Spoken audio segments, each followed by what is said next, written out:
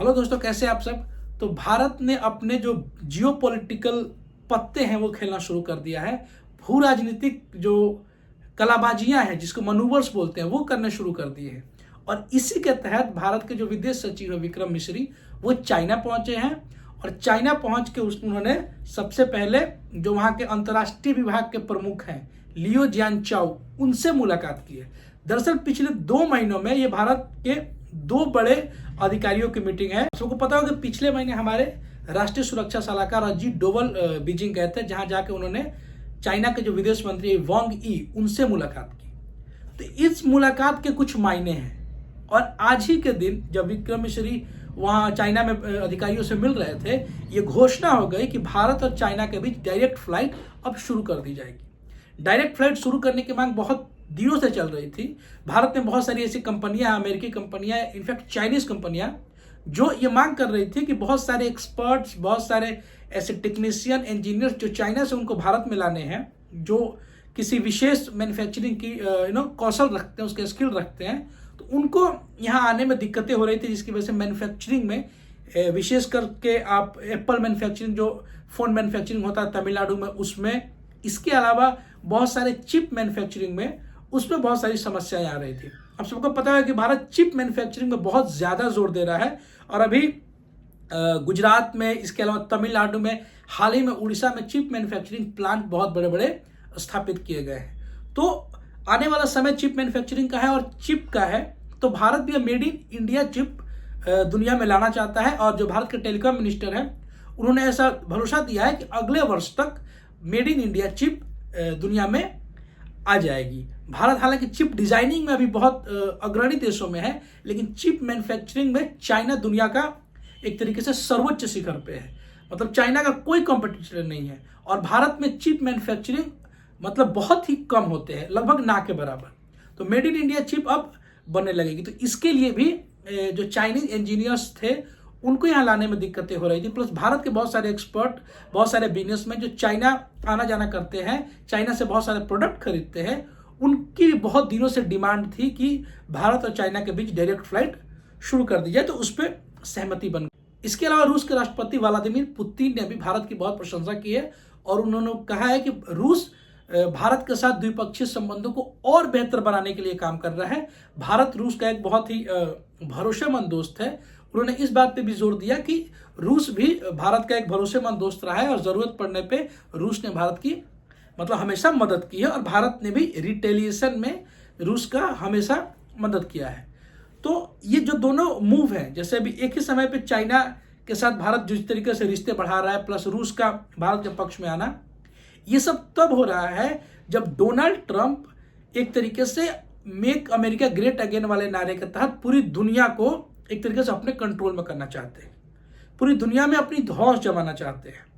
ऐसे में ये बहुत जरूरी है कि भारत एक मल्टीपोलर वर्ल्ड की तरफ अपना अप्रोच रखे, जिसमें चाइना भी हो, रसिया भी हो, यूरोप भी हो, बाकी सब देश भी हो और अमेरिका भी हो। सिर्फ अमेरिका या अमेरिका वर्सेस कोई और ना हो। जो अमेरिका चाहता भी है कि या तो अमेरिका एक ध्रुव हो और बाकी अमेरिका वर्सेस कोई एक हो, चाहे चाइना हो चाहे रूस हो।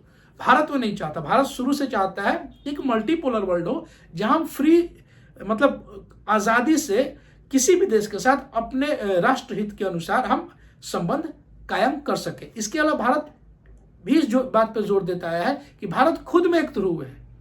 भाई, दुनिया की सबसे ज्यादा आबादी वाला देश किसी एक देश के पिछलग्गू कैसे बन सकता है? अगर इसको अपने राष्ट्रीय हित सुरक्षित रखने हैं, तो फिर पूरी दुनिया के साथ भारत के संबंध अच्छे होने चाहिए, क्योंकि पूरी दुनिया में है। भारत ट्रेड पूरी दुनिया के साथ करता है। तो भारत की जरूरत पूरी दुनिया है, पूरी दुनिया की जरूरत भारत भी है। भारत इस समय दुनिया का सबसे बड़ी मंडी है। तो ऐसे में भारत अब अपने पत्ते खेलना शुरू कर रहा है। क्योंकि अमेरिका भी अपने मसल फ्लेक्स करेगा कि भारत को किसी तरीके से कंट्रोल किया जाए। अमेरिका किन किन मुद्दों को टारगेट करेगा, मैं अभी कुछ देर में आपको बताऊंगा, इसलिए वीडियो पूरा देखिएगा। लेकिन अभी भारत अपने पत्ते इसलिए खोल रहा है क्योंकि भारत ये चाहता है कि अमेरिका को एक मैसेज चला जाए कि वो भारत पे अनावश्यक दबाव ना बनाए। और ये सिर्फ भारत के लिए नहीं है, बल्कि चाइना के लिए भी है। चाइना भी ये जानता है कि जो ट्रंप है, वो सबसे पहले चाइना के इकोनॉमिक जो माइट है, जो इकोनॉमिक तरक्की हो रहा है, उसको टारगेट करने की कोशिश करेंगे। क्योंकि अमेरिका का वास्तव में इस समय जो सबसे बड़ा इकोनॉमिक और एक तरीके स्ट्रेटेजिक जो कंपटीटर है, जो चुनौती है, वो चाइना है।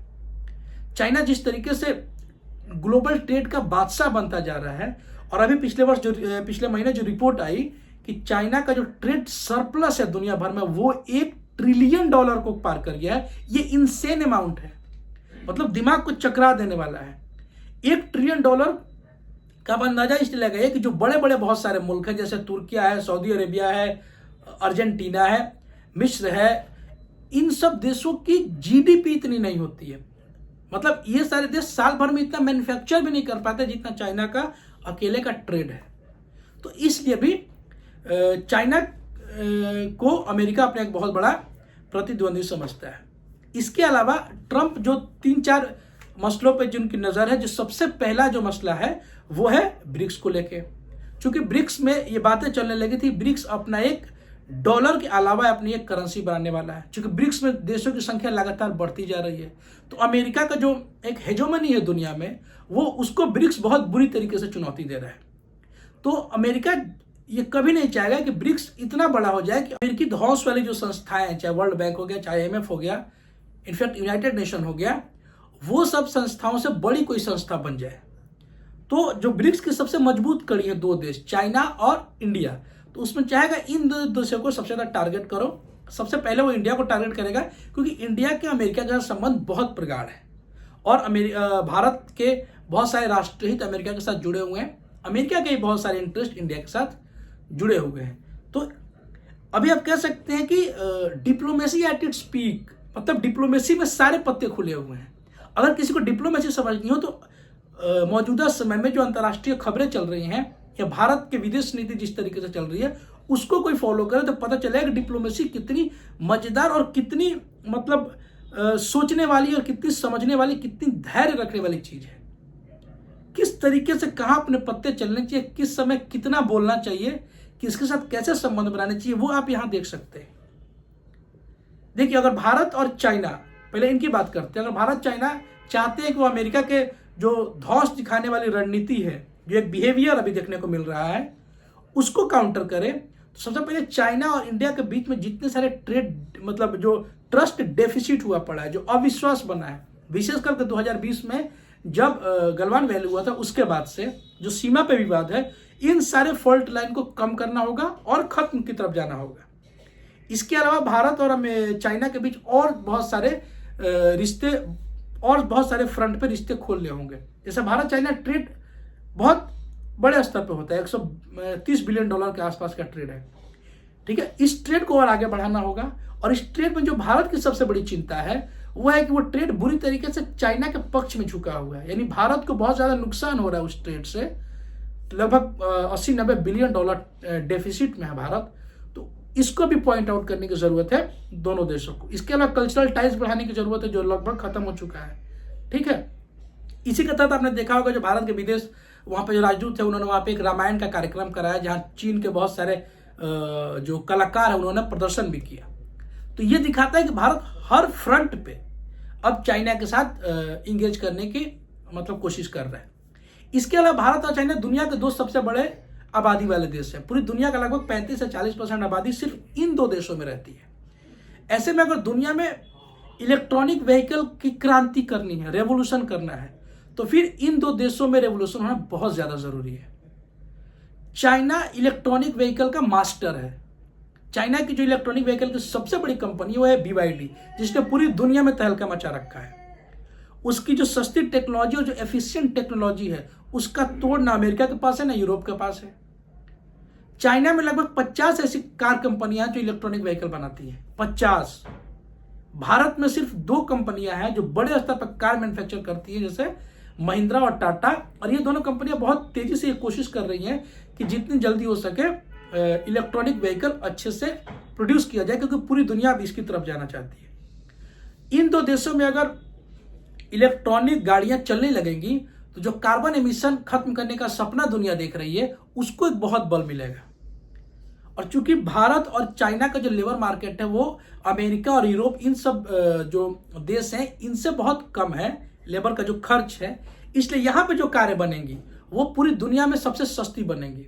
तो फिर अफ्रीका में, ईस्ट एशिया में या फिर मिडिल ईस्ट में, इन सब देशों में भी आम आदमी के पास इलेक्ट्रॉनिक व्हीकल पहुंच सकेंगी। तो पूरी दुनिया में एक तरीके से जो कार्बन एमिशन है पेट्रोल और डीजल पर चलने वाली गाड़ियों में बहुत तेजी से कमी आएगी। तो चाइना और इंडिया के जो रिलेशन है वो न सिर्फ इन दो देशों के फ्यूचर के लिए, इन दो देशों के इकोनॉमी के लिए, यहाँ के लोगों के लिए बेहतर है, बल्कि पूरी दुनिया के लिए बेहतर है। ग्लोबल पर्सपेक्टिव में बहुत ही सिग्निफिकेंट इन दोनों की मित्रता है, चाइना और भारत की। बहुत सारे फॉल्ट लाइन है। जो सबसे बड़ा फॉल्ट लाइन है वो है अविश्वास का माहौल, डेफिसिट का माहौल। ये 1962 से है, आज से नहीं है। और ये समय के साथ कभी बढ़ता है, फिर घटता है, फिर बढ़ता है। तो एक तरीके से ये अविश्वास बना हुआ है दोनों देशों के बीच। इसके लिए दोनों देशों को सीमा विवाद जल्द से जल्द खत्म करना पड़ेगा। और जितने कल्चरल टाइज और टाइज बढ़ेंगे, ट्रेड होता है चाइना और इंडिया के बीच, वो जितना बैलेंस होता जाएगा और उसका वॉल्यूम बढ़ता जाएगा, तो ये जो अविश्वास है वो कम होने लगता है। जब बेनिफिट बहुत ज्यादा दिखने लगता है तो ये सब बातें कि सीमा पे हल्की सी विवाद हो गई, ये हो गया, वो कम होने लगता है। भारत चाइना पे हमेशा आरोप लगाता है कि चाइना ट्रेस पासिंग करता है। ट्रेस पासिंग का मतलब होता है कि चाइना भारत के सीमा में प्रवेश कर जाता है। चाइना ये बहुत आरोप लगाता है कि भारत चाइना के सीमा में कई बार प्रवेश कर जाता है।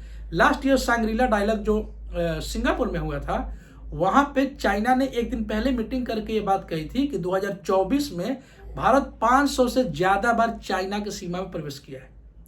तो वो इसलिए क्योंकि जो लाइन ऑफ एक्चुअल कंट्रोल है LAC, वो बहुत ज्यादा क्लियर तरीके से डिवाइडेड नहीं है। इसलिए सेनाएं इधर से उधर चली जाती हैं पेट्रोलिंग के दौरान। तो उसको खत्म करने की जरूरत है। इसके अलावा जो अक्साई चीन का मामला है, उस पर भी बात करने की जरूरत है।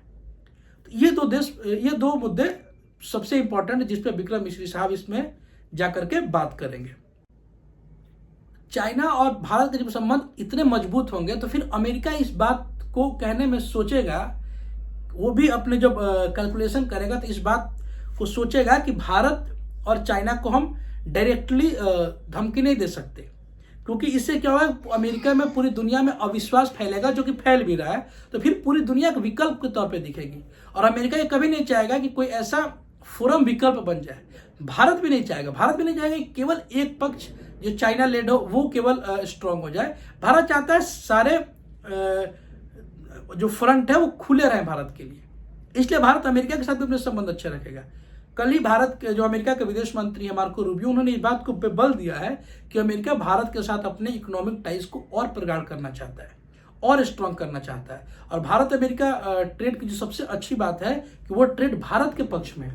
लगभग $22 बिलियन का भारत ज्यादा सामान बेचता है अमेरिका को।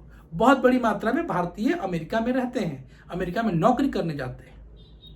तो इन सब बातों को लेकर भी अमेरिका के साथ भारत अमेरिका के साथ भी अपने रिश्ते ठीक करने की कोशिश कर रहा है। इसीलिए आप देखेंगे कि ये रॉयटर्स ने और बहुत सारे न्यूज एजेंसी ने रिपोर्ट किया है कि दोनों अमेरिका और भारत दोनों के अधिकारी इस पर पूरी तरीके से कोशिश कर रहे हैं कि अगले महीने नरेंद्र मोदी और डोनाल्ड ट्रंप की मुलाकात हो जाए। और बहुत हद तक संभव है कि हो भी जाए। उस मुलाकात में हो सकता है कि इन सारे मुद्दों पे बात हो, चाहे वो इलीगल इमिग्रेशन का मुद्दा हो, H1B वीजा का मुद्दा हो, या ब्रिक्स में जो अमेरिका जिस तरीके से उसको संदेह की नजर से देखता है उसका मुद्दा हो, या फिर ट्रेड का मुद्दा हो, जैसे टैरिफ को लेकर जो प्रॉब्लम्स आ रही है भारत और अमेरिका के बीच में। रूस के साथ भारत के बहुत ही प्रगाढ़ संबंध रहे हैं। 1971 में रूस ने भारत का सपोर्ट किया था। इसके अलावा भी रूस समय समय पर डिफेंस में भारत का सपोर्ट करता रहा है। स्पेस मैन्युफैक्चरिंग में रूस ने बहुत सपोर्ट किया भारत को। भारत ने भी जरूरत पड़ने पर रूस का सपोर्ट किया। ऐसा ताजा उदाहरण है, जब यूक्रेन के साथ युद्ध शुरू हुआ तो तमाम सैंक्शन के बावजूद भारत ने रूस से तेल खरीदना कम नहीं किया, इनफैक्ट बहुत ज्यादा बढ़ा दिया। और 2024 में भारत ने चीन को पीछे छोड़ते हुए रूस से सबसे ज्यादा तेल खरीदे।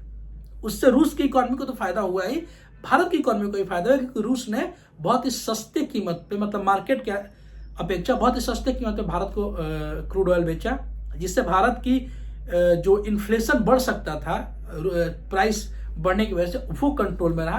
प्लस भारत ने बड़ी मात्रा में तेल को निर्यात भी किया, रूस से क्रूड ऑयल खरीद के उसको निर्यात भी किया, जिससे भारत ने बहुत ज्यादा विदेशी मुद्रा भी आई, जिसकी बहुत ज्यादा जरूरत है भारत में अभी। तो एक तरीके से ये ओपन स्टेज बना हुआ है और भारत अपने पत्ते चारों तरफ खेल रहा है। रूस के साथ भी, चीन के साथ भी, अमेरिका के साथ भी। और यही डिप्लोमेसी होती है, इसी को बोलते हैं प्रेगमेटिक डिप्लोमेसी। और इसमें कोई शक की बात नहीं है कि मोदी सरकार ने, खासकर अंडर जयशंकर, भारत ने अपने तक डिप्लोमेसी के जो पत्ते हैं बहुत सही तरीके से खेले हैं, बहुत बैलेंस तरीके से खेले हैं। भारतीय डिप्लोमेसी का सिर्फ एक ही मतलब है, इंडिया फर्स्ट। इंडिया का इंटरेस्ट जहां होगा, जिससे होगा, हम उससे इंटरेस्ट लेने की कोशिश करेंगे। इसमें हम बिल्कुल नहीं चाहेंगे किसी और के नेशनल इंटरेस्ट को हार्म पहुंचे, पर भारत का नेशनल इंटरेस्ट भारत के लिए सर्वोपरि रहेगा। ये जयशंकर साहब बार बार इंटरव्यू में और बहुत सारे मीडिया प्लेटफॉर्म पे इस बात को बता भी चुके हैं। तो मजेदार है। और अब अगर आप अंतर्राष्ट्रीय संबंधों पे नजर रखना चाहते हो, उसमें इंटरेस्ट लेते हैं, तो आप इन सारे मुद्दों पे नजर बनाए रखिए, बहुत कुछ इसमें सीखने को मिलेगा। अगर ये वीडियो पसंद आए तो उसको सब्सक्राइब कीजिए चैनल को, और वीडियो को लाइक कीजिए। अपना ख्याल रखिए, शुक्रिया।